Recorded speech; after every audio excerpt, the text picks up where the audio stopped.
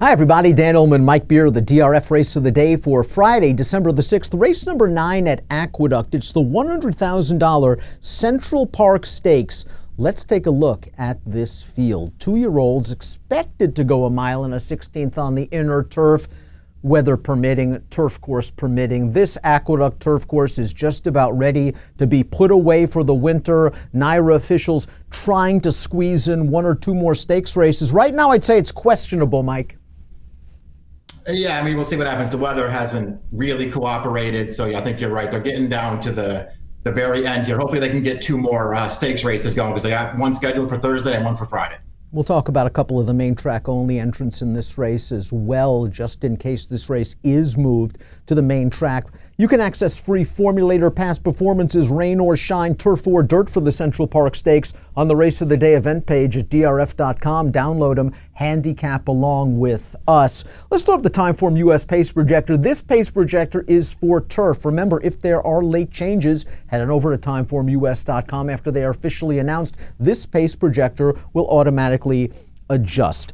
The number 6, Ashrak, who is a really nice debut winner on the dirt at Parks, expected to make the lead. But to be perfectly honest with you, Mike, with these 2-year-olds, I wouldn't be surprised if anyone makes the front. I think the 4, Old Chestnut, if he breaks, is going to be forward. That's what I thought, too. I mean, when you look at the race, especially with Old Chestnut's first 2 wins on the turf, you would think that they would try and make the lead here. I don't know what happened to his speed, Dan, but he hasn't shown it in his last 2 starts. I got to believe stretching out, Johnny V is going to try and put this horse on the lead. Let's start things off with the number 1, Mo Ready, Rapoli Stable, Todd Pletcher. Manny Franco picks up the mount. This horse ran last time out in an optional claimer at Aqueduct over Yielding Going. We'll take a look at that race right now. His first race since Saratoga. And this is kind of an even finish. He's 5th right now in the orange cap in those familiar Rapoli colors.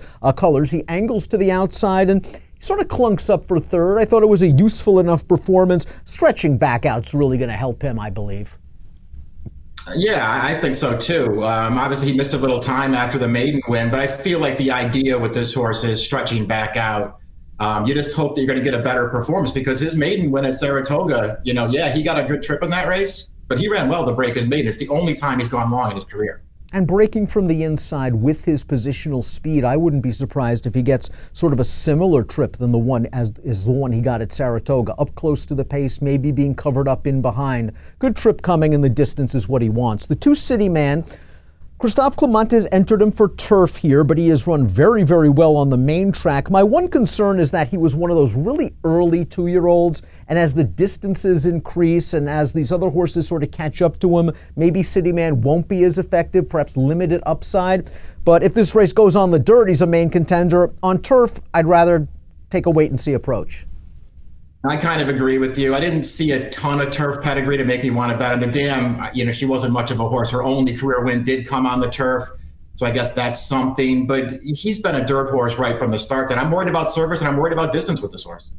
Remarkable that American Pharaoh progeny continued to do well on the turf. The number 3 Homeland, I know, has a ton of turf on the bottom of the pedigree. This horse made a nice impression, was bet hard for the career debut in a 10-horse field, went off at 2-1, and I thought he looked good winning on October the 26th. We're going to watch Homeland here, the number 2, in between horses right now in the yellow cap, and once he gets optimal clearance on the outside, this is a really strong run. I think this is an extremely promising colt.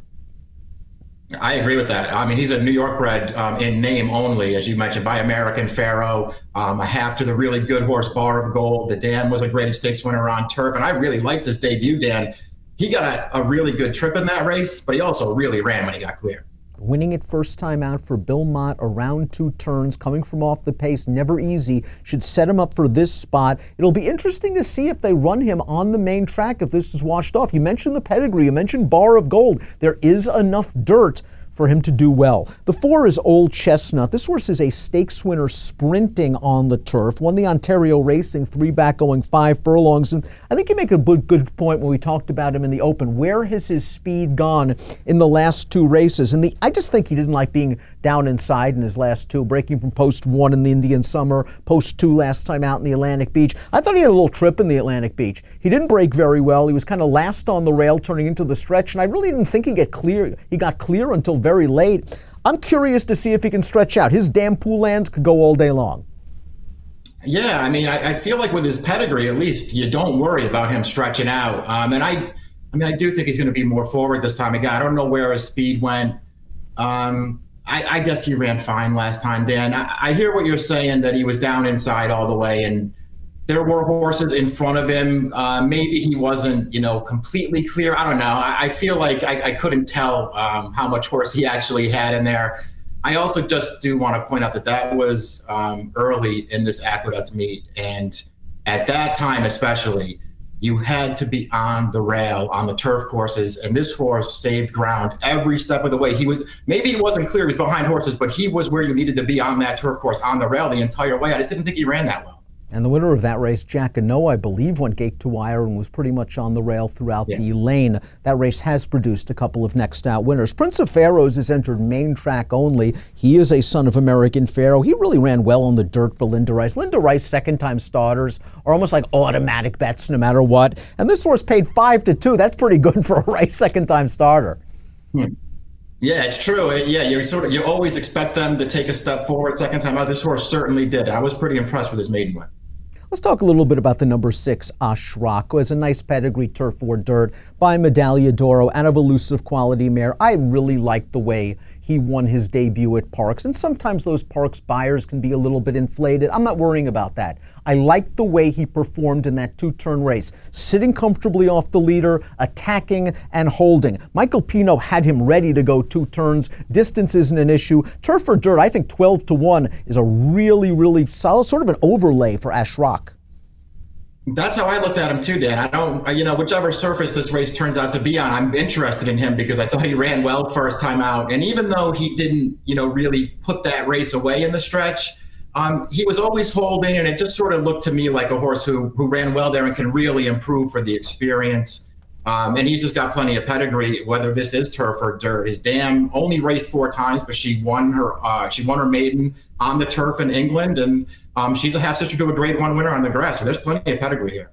The 7 and the 9, Alpha 66, Chase Tracker, both horses entered main track only, both horses trained by Todd Pletcher, both horses figure to take the lion's share of the wagering if this race is washed off the turf. Alpha 66, debut winner at Belmont, I thought sort of more gritty than spectacular, bet down to 5-1 in the prestigious Grade 1 Champagne. I really wasn't embarrassed in that race, Mike. I like that Todd's taking the blinkers off. This horse is still a little green. Yeah, I agree. I like this horse's debut quite a bit, actually. I felt like he ran maybe better than it may look on paper. And listen, he was never a factor in the Champagne, but I'm not really going to hold that race against him.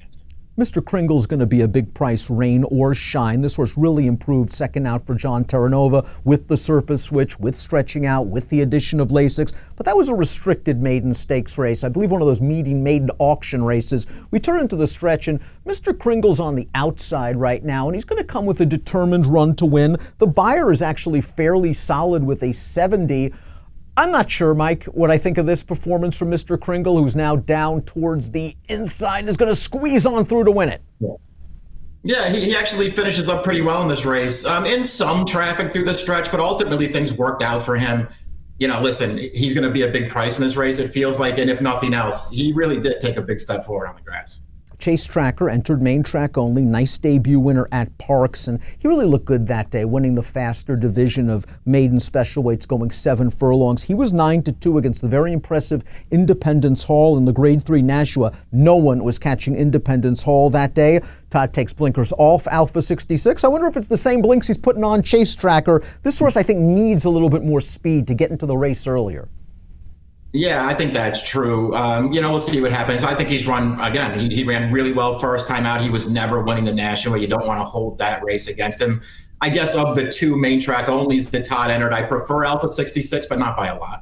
The horse to beat if this race stays on turf is the one on the outside, the number 10, Pixelate. 8-5 on the morning line. Michael Stidham having a really nice week. He sent out Alms to win a graded stakes race on the turf in Southern California for Godolphin. Let's go back to the Awad last time out. His first start against winners. This horse did not break very well. He was far back. He's in the familiar Godolphin blue with the white blinkers, and To be honest with you, Mike, I know this is a nice horse that beats him. I think he beats himself because you saw that when Lezcano popped him right-handed, he switched to his left lead. When he popped him left-handed, he switched back to his right lead. And I wonder if that little stutter step both times cost him the bob here.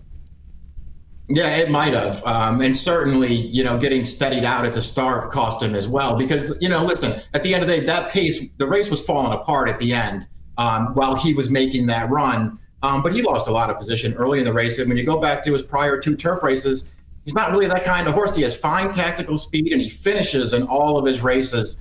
There's just a lot to like about this horse, Dan. I liked him in the Awad. It makes it hard for me to go back to him as the favorite in this race, but I think he's way the horse to beat. Well, let's take a look at our top selections. Selections for turf only, but this is a nice race to use your formulator, your free formulator past performances. You can get off the turf trainer stats. You can sort of gray your filtered text for whatever surface, wet, dry. You can also get all sorts of wet track pedigree statistics in your new formulator as well. I went 4-10-8-1. I thought Old Chestnut had a little bit more of a trip, and I think he's going to get forwardly placed. I think he's going to control the pace in here, stretching out. I think he has enough pedigree to get the distance. You're going 6-10-3-4. You liked what you saw from Ashrak, and the good news is he handles dirt as well.